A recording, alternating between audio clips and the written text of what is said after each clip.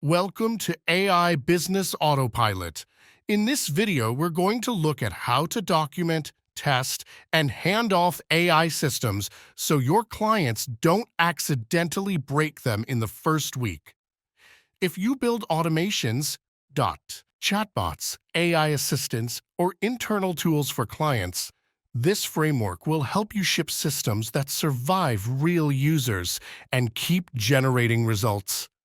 Most AI projects don't fail because the model is bad.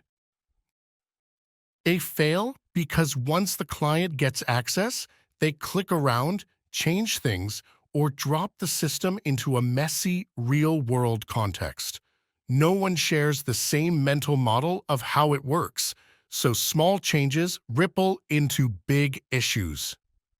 That's how you end up with broken workflows, late-night messages, and endless out-of-scope quick questions. To avoid that, use a simple three-part safety net. First, document the system in a way that business people can understand.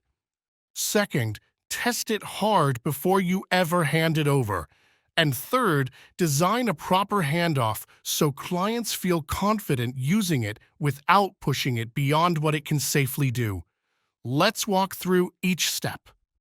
Let's start with documentation. The goal is to turn your AI setup from a loose collection of prompts and tools into a clear product. Anyone joining the project should be able to understand what it does, how it works, and what success looks like without digging through your code or workflows. Begin by mapping the system. Identify where data and prompts enter the flow, how the AI makes decisions, and what it outputs at each stage. Capture every integration: CRMs, email tools, project management apps, and APIs. Finally, assign owners for each step so it's clear who is responsible when something changes or breaks. For every AI system, document 3 layers. First, the business layer, the problem this solves, the users, and the key outcomes. Second, the technical layer, the models, tools, data sources, constraints, and rate limits. Third, the operational layer, what triggers the system, when it runs, how failures are handled, and what fallbacks exist if the AI can't complete a task. Great documentation is written for clients, not for other developers. Create a one-page overview that an executive can scan in 2 minutes. Then add a step-by-step usage guide with simple language and annotated screenshots. Finally, include a living FAQ that answers the most common "what happens if" scenarios in plain English. Now let's talk about testing. Your job is to try to break the system before your client does. Instead of just checking whether the happy path works, you want to simulate real usage, bad inputs, and all the small ways people will stretch and bend the system in the first week. Design test scenarios that reflect the real world. Run through the ideal, happy path to confirm the core value works. Then push edge cases, incomplete forms, strange formatting, multilingual inputs, or missing data. Finally, test abuse cases where users ask for things that are clearly outside the scope, and make sure the system fails safely. Use a simple checklist. First, functional testing. Does every trigger and action behave the way you expect? Second, performance. Is the speed acceptable and stable under real usage? Third, accuracy. Does the output respect business rules and constraints? And fourth, recovery. When an external tool fails, does the system degrade gracefully instead of silently dying? Logs are your best friend. Record prompts, responses, key decisions, and any errors into a simple dashboard or spreadsheet. Look for repeating failure patterns and fix them in your prompts, writing logic, scripts, and mirror script. Or guardrails. At the same time, collect winning examples, and promote them into templates and playbooks you can reuse across clients.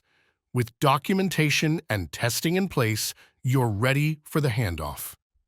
This is where you turn the client from a passive recipient into a confident owner. A strong handoff reduces support load, prevents accidental breakage, and builds trust that you've delivered a real, reliable product. Design the handoff as an experience, not a file transfer. Walk the client through the system in a staging or demo environment. Train different roles differently. Operators learn daily workflows. Managers focus on reporting and metrics. Admins learn what they can safely change. Record quick explainer videos so new team members can get onboarded without you. The first week is the riskiest, so add guardrails. Lock advanced settings behind admin access so casual users can't change core prompts or logic. Provide pre-approved prompt templates and usage patterns so people don't improvise dangerous instructions. Set up alerts for spikes and errors, unexpected outputs, or unusual usage so you can intervene early. Support doesn't mean being on call forever, but you should have a structured week 1 support window. Encourage users to send questions and screenshots when something feels off. Turn every real-world question into an improvement for the FAQ. Prompts or documentation. Then schedule a short debrief to review what worked, what broke, and what to improve. Before you hand off any AI system, run through this checklist. Is there a clear system map and one-page overview? Do you have client-friendly documentation and training materials? Have you documented test cases and their results? And are guardrails, templates, and a support plan in place for week 1? If yes, you're ready.